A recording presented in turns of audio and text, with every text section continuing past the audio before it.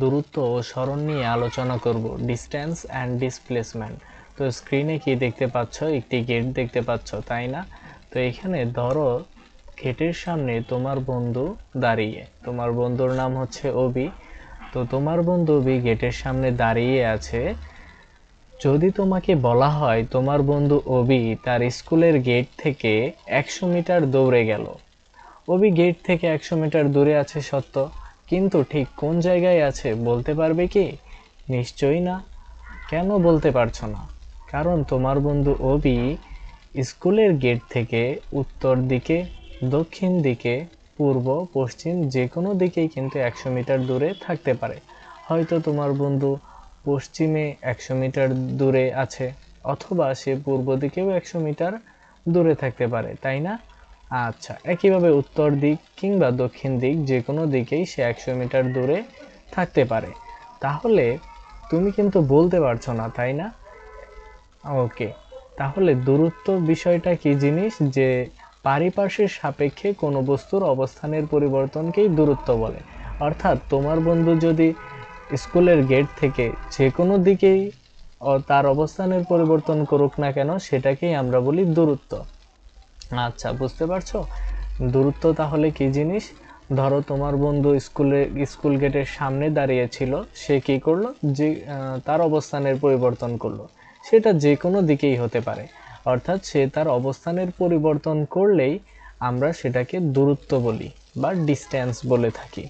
আচ্ছা, তো এবার চলো সরণ কি জিনিস আমরা বুঝি। যেহেতু আমরা দূরত্ব বিষয়টা বুঝে গেছি, তাহলে সরণ জিনিসটাও বোঝা আমাদের জন্য ইজিয়ার হবে।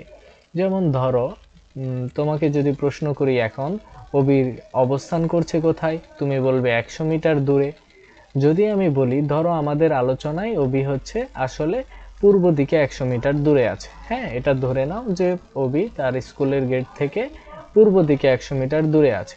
তো এবার যদি আমি তোমাকে প্রশ্ন করি, বলো তো অবি কোথায় অবস্থান করছে, তুমি বলবে 100 মিটার দূরে। এবং আমি যদি তোমার কাছে আরো স্পেসিফিক ভাবে জানতে চাই, তখন কিন্তু তুমি বলবে যে ভাইয়া অবি পূর্ব দিকে 100 মিটার দূরে আছে, তাই না? অর্থাৎ তুমি এবার কি করলে? দূরত্বের সাথে তার দিকটাও উল্লেখ করে দিলে। তো যখন তুমি কোনো একটা বস্তুর অবস্থান স্পেসিফিক ভাবে বলতে পারছো, তার দিকটাও বলে দিতে পারছো, তখন সেই রাশিটাকে আমরা বলি সরণ। অর্থাৎ নির্দিষ্ট দিকে পারিপার্শ্বিক সাপেক্ষে কোনো বস্তুর অবস্থানের পরিবর্তনকে বলে সরণ বা ডিসপ্লেসমেন্ট। আচ্ছা, এবার দেখো যে সরণ যেহেতু একটা ভেক্টর রাশি। কেন ভেক্টর রাশি? কারণ এর মান এবং দিক উভয়ই রয়েছে। আমরা এর প্রিভিয়াস ভিডিও লেসনগুলোতে স্কেলার রাশি কি, ভেক্টর রাশি কি, এগুলো নিয়ে আলোচনা করে এসেছি, এবং সেখানেও তোমরা দেখেছিলে যে সরণ বা ডিসপ্লেসমেন্ট এটা বোঝার জন্য আমাদের মানের সাথে দিকটাও জানার প্রয়োজন পড়ে। তাহলে সরণ একটি ভেক্টর রাশি, আর কোনো একটা রাশি যদি ভেক্টর রাশি হয় তাহলে তার মান এবং দিক দুইটাই থাকবে, তাই না? তাহলে এবার তোমাদের প্রশ্ন থাকতে পারে যে ভাইয়া তাহলে সরণের মান কোনটা হবে? সরণের মান হচ্ছে কোনো একটা বস্তুর আদি ও শেষ অবস্থানের ন্যূনতম সরলরৈখিক দূরত্ব। যেমন ধরো তুমি এই পয়েন্টে আছো, তুমি এইখান থেকে বাঁকা পথে দূরত্ব অতিক্রম করছো। ধরো সাইকেল চালিয়েই তুমি এই পথ বরাবর যাচ্ছ, এবং এখানে যে তুমি এই পয়েন্টে এসে থামলে। তাহলে তুমি এই পয়েন্টে এসে থেমেছ, তাই না? তাহলে তোমার সরণ কোনটা হবে? তোমার সরণ হবে তুমি যেখান থেকে রওনা করেছিলে এবং যেখানে এসে থামলে তার মধ্যবর্তী ন্যূনতম সরলরৈখিক দূরত্ব, অর্থাৎ এই গ্রিন অ্যারোটার ভ্যালিউ। আচ্ছা, আর সরণের দিক কোন দিকে? সরণের দিক হবে তোমার আদি অবস্থান থেকে শেষ অবস্থানের দিকে। আচ্ছা, তো এই বাঁকা পথ দিয়েই তো তুমি যাচ্ছিলে, তাই না? বাঁকা পথ দিয়ে যে তুমি এই পয়েন্টে থেমেছিলে। তো তোমাকে এটা হবে তোমার দূরত্বের ভ্যালু, এই বাঁকা পথে যে এটা হবে তোমার দূরত্বের ভ্যালু। আর এই সরল রৈখিক যে পথটুকু যে দেখতে পাচ্ছ, এটা হবে তোমার ডিসপ্লেসমেন্ট বা সরণের ভ্যালু। ওকে, তো এবার যদি তোমরা আগের বিষয়গুলো বুঝে থাকো, তাহলে এবার একটা কুইজের আনসার করো। তো এখানে ধরো তুমি সাইকেল চালিয়ে এই পথ বরাবর যাচ্ছিলে। তো তুমি সাইকেল চালিয়ে যাচ্ছ, এখান থেকে এতটুকু আসলে 6 মিটার, এরপরে 3 মিটার একটু উপরে উঠলে, এরপরে আবার 2 মিটার গেলে, এভাবে 1 মিটার 1 মিটার 4 মিটার 3 মিটার, এখানে তুমি এসে পৌঁছেছো। হ্যাঁ, তো আমি একটু মার্ক করে দেই। ধরো তুমি হচ্ছে কি করলে, এখান থেকে যাত্রা শুরু করেছিলে, এখান থেকে যাত্রা শুরু করে তুমি এখানে পৌঁছালে। তো আমি বলে দিলাম যে এই পথটুকু হচ্ছে 6 মিটার। এরপরে তুমি এইখানে পৌঁছালে এতটুকু হচ্ছে 3 মিটার, এতটুকু 2 মিটার, এতটুকু 1 মিটার, এতটুকু 1 মিটার, এতটুকু হচ্ছে 4 মিটার এবং এতটুকু হচ্ছে 3 মিটার, এবং তুমি এখানেই থেমে গেছো। তাহলে তোমাকে যদি আমি প্রশ্ন করি, বলো তো সরণ কত, তোমার সরণ কত হবে? তখন তুমি বলবে যে এটা হচ্ছে তোমার আদি অবস্থান এবং এটা হচ্ছে তোমার শেষ অবস্থান। তোমার আদি অবস্থান থেকে শেষ অবস্থানের ন্যূনতম সরল রৈখিক দূরত্বই হচ্ছে সরণের মান। তাহলে এই যে ব্লু অ্যারোটা দেখতে পাচ্ছ, এটা হচ্ছে তোমার সরণের মান, তাই না? ধরো এই সরণের মানটা এখানে হচ্ছে 3 মিটার, ধরে নাও এই পথটুকু আমরা মেপে পেলাম 3 মিটার। তাহলে তুমি কি বলবে? তোমার সরণ হচ্ছে 3 মিটার, তাই না? আবার সরণের বেলায় আমাদের কি একটা দিকও বলে দিতে হয় না? হ্যাঁ, দিকও বলে দিতে হয়। তাহলে এই দিক কোন দিকে হবে? দিকটা হবে তোমার এই আদি অবস্থান থেকে শেষ অবস্থানের দিকে, অর্থাৎ এই দিকে। ওকে, এবার যদি তোমাকে জিজ্ঞাসা করা হয় যে বলো তো দূরত্ব কত, তাহলে দূরত্ব কত হবে? তুমি জানো যে দূরত্বের কোনো নির্দিষ্ট দিক নেই, তাহলে দূরত্ব হচ্ছে তোমার অবস্থানের পরিবর্তন। তো তুমি প্রথমে 6 মিটার দূরে গিয়েছিলে, এরপর 3 মিটার, তাহলে তোমার দূরত্ব হবে 6 + 3 + 2 + 1 + 1 + 4 + 3, অর্থাৎ এখানে যদি আমরা হিসাব করি 6 3 9 11 12 13 17 20। ওকে, তাহলে তোমার দূরত্ব হবে 20 মিটার। আচ্ছা, এবার চলো আমরা দূরত্ব এবং সরণের পার্থক্যটা বুঝে নিই। আচ্ছা, তো খেয়াল করো, দূরত্ব প্রথমে আমরা ডেফিনেশন দিতে পারি যে কোনো বস্তুর অবস্থানের পরিবর্তনকেই দূরত্ব বলে। আর সরণ কি জিনিস? নির্দিষ্ট দিকে কোনো বস্তুর অবস্থানের পরিবর্তনকে সরণ বলে।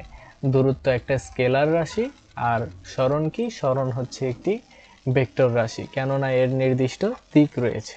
আচ্ছা, এবার দেখো, প্রায়ই তোমাদের বোর্ড কোয়েশ্চেন বা এক্সামে একটা কোয়েশ্চেন করা হয়ে থাকে যে কোনো বস্তুর সরণ 60 মিটার দক্ষিণ দিকে বলতে কি বুঝো? তো তোমরা কোনো একটা বস্তু, ধরো হচ্ছে এই বাক্সটার কথাই চিন্তা করতে পারো, এই বাক্সের সরণ 60 মিটার দক্ষিণ দিকে। তো তোমরা ধরে নাও যে এই দিকটা হচ্ছে দক্ষিণ দিক। আচ্ছা, 60 মিটার দক্ষিণ দিকে কি বুঝবে তুমি? তুমি কি বুঝবে না যে বস্তুর সরণ 60 মিটার দক্ষিণ দিকে বলতে বোঝায় বস্তুটি তার আদি অবস্থান থেকে কি করেছে? এইটা হচ্ছে তার আদি অবস্থান। বস্তুটি তার আদি অবস্থান থেকে হ্যাঁ, আদি অবস্থান থেকে 60 মিটার দক্ষিণ দিকে সরে গেছে, তাই না? এই যে এভাবে বস্তুটি তার আদি অবস্থান থেকে 60 মিটার দক্ষিণ দিকে সরে গেছে। ওকে, তো এবার আমরা কিছু বোর্ড কোশ্চেন সলভ করব দূরত্ব এবং সরণ এই টপিক থেকে। তো দেখো, বাঁকা পথে গতিশীল একটি বস্তুর আদি ও শেষ অবস্থানের সরলরৈখিক দূরত্ব নিচের কোনটি নির্দেশ করে? তো দেখো, এটা একটা বাঁকা পথ। এই অবস্থান থেকে তুমি ধরো এভাবে গিয়েছিলে, বাঁকা পথে দূরত্ব অতিক্রম করে বি বিন্দুতে পৌঁছলে, তাই না? আচ্ছা, পৌঁছলে। তো এবার তোমাকে বলা হয়েছে যে বাঁকা পথে গতিশীল একটি বস্তুর আদি ও শেষ অবস্থানের সরল রৈখিক দূরত্ব কোনটা? সরল রৈখিক দূরত্ব এইটা, তাই না? তো এই সরল রৈখিক দূরত্বটা কি নির্দেশ করে? তো আমি আগেই বলেছিলাম, বা তোমরাও দেখে এসেছো, যে কোনো একটা বস্তুর আদি ও শেষ অবস্থানের মধ্যবর্তী ন্যূনতম যে সরল রৈখিক দূরত্ব, সেটা আমাদের সরণ নির্দেশ করে, তাই না? তাহলে আনসার কোনটা হবে? আনসার হবে ক, সরণ। ওকে, এরপরে দেখো, সেকেন্ড কোশ্চেনে কি বলা হয়েছে? করিম তার বিদ্যালয়ের বার্ষিক ক্রীড়া প্রতিযোগিতায় 30 মিটার ব্যাসার্ধের একটি বৃত্তাকার ট্র্যাক একবার ঘুরে আসলো, তাহলে তার সরণ কত হবে? তো ধরো, করিম কি করেছে, তার বিদ্যালয়ের বার্ষিক ক্রীড়া প্রতিযোগিতায় 30 মিটার ব্যাসার্ধের একটি বৃত্তাকার ট্র্যাক বলতে এখানে বোঝানো হচ্ছে একটি বৃত্তাকার পথ। ওকে, তাহলে 30 মিটার ব্যাসার্ধের একটি বৃত্তাকার পথ সে একবার ঘুরে এসেছে। তো ধরো এইটা হচ্ছে সেই বৃত্তাকার ট্র্যাক বা পথ যার ব্যাসার্ধ হচ্ছে 30 মিটার। তো আমরা ধরে নিলাম যে করিম এই অবস্থান থেকে এইখান থেকে যাত্রা শুরু করেছিল বা এইখান থেকে দৌড়ানো শুরু করেছে। তাহলে সে যদি এইখান থেকে দৌড়ানো শুরু করে একবার ঘুরে আবার এইখানেই আসে, তাহলে তার সরণ কত হবে? সরণ মানে কি? সরণ হচ্ছে কোনো একটা বস্তুর আদি অবস্থান ও শেষ অবস্থানের মধ্যে পার্থক্য, তাই না? তাহলে যেহেতু সে ঘুরে একবার সম্পূর্ণ ঘুরে আবার ওই বিন্দুতে এসেছে, তাহলে তার সরণ এখানে হবে 0 মিটার। আচ্ছা, এরপরে দেখো একটি বস্তু একটি স্থান থেকে 4 মিটার সোজা পূর্ব দিকে গিয়ে, তো ধরো আমরা এখানে একটা কার্তেশীয় স্থানাঙ্ক নিলাম, চতুর্ভাগ নিলাম। তো ধরো এখানে আমরা বললাম এটা হচ্ছে পূর্ব দিক, এইটা হচ্ছে পশ্চিম, হ্যাঁ পূর্ব দিক পশ্চিম দিক, এটা ধরো আমরা উত্তর ধরলাম, এটা দক্ষিণ দিক। তাহলে কি বলা হয়েছে যে একটা বস্তু একটি স্থান থেকে 4 মিটার সোজা পূর্ব দিকে গেল। ধরো বস্তুটা হচ্ছে এই পয়েন্টে আছে, তে সোজা 4 মিটার গেল, তাহলে সোজা 4 মিটার এই দিকে গেল, এটাকে আমরা বলছি 4 মিটার। আচ্ছা, সোজা 4 মিটার পূর্ব দিকে গেল। আচ্ছা, এরপরে কি করেছে, সেখান থেকে 4 মিটার সোজা উত্তর দিকে গেল, সেখান থেকে সোজা উত্তর দিকে 3 মিটার অতিক্রম করলো। তাহলে এইখান থেকে সোজা উত্তর দিকে 3 মিটার অতিক্রম করলো। তো আমাদের বলতে হবে বস্তুটির দূরত্ব ও সরণের পার্থক্য কত মিটার। তো দেখো এখানে দূরত্ব কত, বস্তুটা প্রথমে 4 মিটার গিয়েছিল, এরপরে সেখান থেকে 3 মিটার গিয়েছে, তাহলে তার দূরত্ব কত হবে? দূরত্ব হবে 7 মিটার। দূরত্ব হবে 4 + 3 = 7 মিটার, তাই না? আচ্ছা, আর সরণ কত হবে? বস্তুটার আদি অবস্থান এখানে, শেষ অবস্থান এখানে। তো আমরা জানতাম যে সরণ কি জিনিস? বস্তুর আদি অবস্থান থেকে শেষ অবস্থানের মধ্যবর্তী ন্যূনতম সরলরৈখিক দূরত্ব। আচ্ছা, তাহলে তার সরণ হবে এইটার ভ্যালু, তাই না? তাহলে খেয়াল করো তো, এটা কি একটা সমকোণী ত্রিভুজের মতন না? অর্থাৎ এটা কি 90 ডিগ্রি না? তো তাহলে আমরা কি বলতে পারি না যে এখানে আমরা পিথাগোরাসের উপপাদ্য ব্যবহার করে এই বাহুটার ভ্যালু বের করতে পারি, অর্থাৎ এটা হচ্ছে সমকোণী ত্রিভুজের অতিভুজ। তাহলে আমরা কি বলতে পারি না যে ধরো এখানে আমি এইটা বললাম এ, এটা বি, এটা হচ্ছে সি। তাহলে সমকোণী ত্রিভুজের ফর্মুলা অনুসারে আমরা কি, পিথাগোরাসের উপপাদ্য অনুসারে আমরা লিখতে পারি, পিথাগোরাসের উপপাদ্য অনুসারে আমরা কি লিখতে পারি?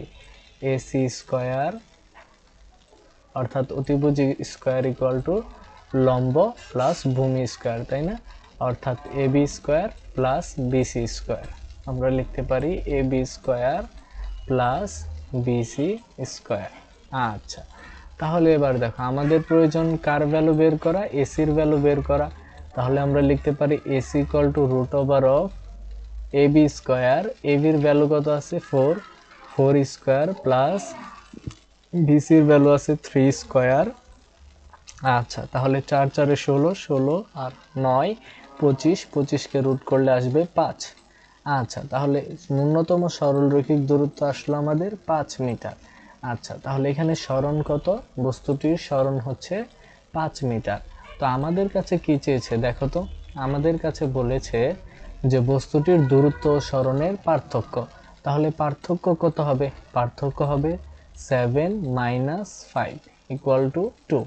তাহলে সঠিক অ্যান্সার হবে 2। ওকে, এরপরে চলো দেখো কি বলেছে, একটা বস্তু সরল পথে 10 মিটার অগ্রসর হয়ে সেখান থেকে একই পথে 4 মিটার ফিরে এলো, দূরত্ব ও সরণের পার্থক্য কত? আচ্ছা, এটা খেয়াল করো কি বলেছে, একটা বস্তু সরল পথে 10 মিটার গেল, তাহলে একটা বস্তু সরল পথে সোজা পথে গেছে কত মিটার? 10 মিটার। তাহলে এটা হচ্ছে আমাদের সেই 10 মিটার। এরপরে কি করেছে, সেখান থেকে একই পথে 4 মিটার ফিরে এলো। তো সেখান থেকে সে কি করেছে, 4 মিটার ফিরে এসেছে। তো ধরো এই পর্যন্ত গেছে, এইখান থেকে যাওয়ার পরে সে আবার 4 মিটার ফিরে এসেছে, অর্থাৎ সে এখানে এসেছে। আচ্ছা, তাহলে আমাদের বলা হয়েছে দূরত্ব ও সরণের পার্থক্য কত। তাহলে আগের এমসিকিউটার মতো আমরা কি করব, প্রথমে দূরত্বটা বের করে নিব। তাহলে দেখো, বস্তুটা প্রথমে 10 মিটার গেল, এরপরে আবার 4 মিটার ফিরে আসলো, অর্থাৎ তাহলে সে মোট 14 মিটার অর্থাৎ 14 মিটার দূরত্ব অতিক্রম করেছে, তাই না? তাহলে দূরত্ব হচ্ছে কত? দূরত্ব হচ্ছে 14 মিটার। আচ্ছা, দূরত্ব হচ্ছে 14 মিটার। তাহলে সরণ কত? সরণ কি? সরণ তো আমরা জানি যে কোনো একটা বস্তুর আদি অবস্থান থেকে শেষ অবস্থান। তো সে প্রথমে 10 মিটার গেছে, এরপরে 4 মিটার ফিরে এসেছে, তাহলে সে বর্তমানে কোথায় আছে? এটাই হচ্ছে তার শেষ পয়েন্ট, তাই না? আর এটা হচ্ছে তার আদি অবস্থান। তাহলে সরণ কি হবে? সরণের ভ্যালু আমরা জানি আদি অবস্থান ও শেষ অবস্থানের মধ্যে যে মানটা, তাই না? অর্থাৎ শেষ অবস্থান মাইনাস আদি অবস্থান। তাহলে এখানে সে কতটুকু গেল? প্রথমে হচ্ছে 10, এরপরে ফিরে আসলো 4, তাহলে সরণের ভ্যালু হচ্ছে আসলে 6 মিটার, তাই না? তাহলে এখানে তার সরণ হচ্ছে 6 মিটার। তাহলে দূরত্ব সরণের পার্থক্য কত? 14 থেকে 6 বাদ যাবে, তাহলে হচ্ছে 8 মিটার। আচ্ছা, এরপরে দেখো, একটি গাড়ি এক স্থান থেকে 6 মিটার সোজা উত্তর দিকে গেল, সেখান থেকে সোজা পূর্ব দিকে 4 মিটার অতিক্রম করলো।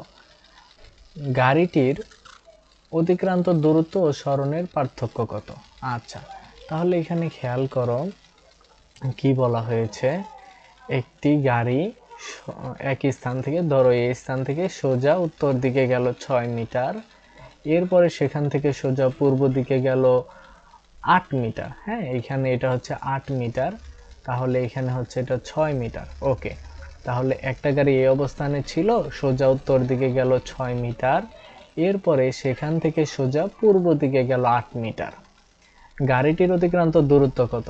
দূরত্ব হবে 8 আর 6 14, তাহলে তোমার দূরত্ব হচ্ছে 14। সরণ কত হবে? সরণ হবে এই পয়েন্ট থেকে এই পয়েন্টের সোজা দূরত্ব, তাই না? তাহলে এই পয়েন্টটা, তাহলে দেখো তো এটা কত আসে। তাহলে এটাও আবার আগের মতোই, তাই না? আমরা পিথাগোরাসের উপপাদ্য ফেলবো, অর্থাৎ আমরা এইটাকে এ, এটাকে বি এবং এইটাকে সি ধরে এসির ভ্যালু বের করব, এবং এটা হবে কত? এটা হবে 6 স্কোয়ার প্লাস 8 স্কোয়ার। আচ্ছা, তাহলে এখানে হচ্ছে 6 6 36 আর হচ্ছে 8 8 64। হ্যাঁ, 36 আর হচ্ছে 64।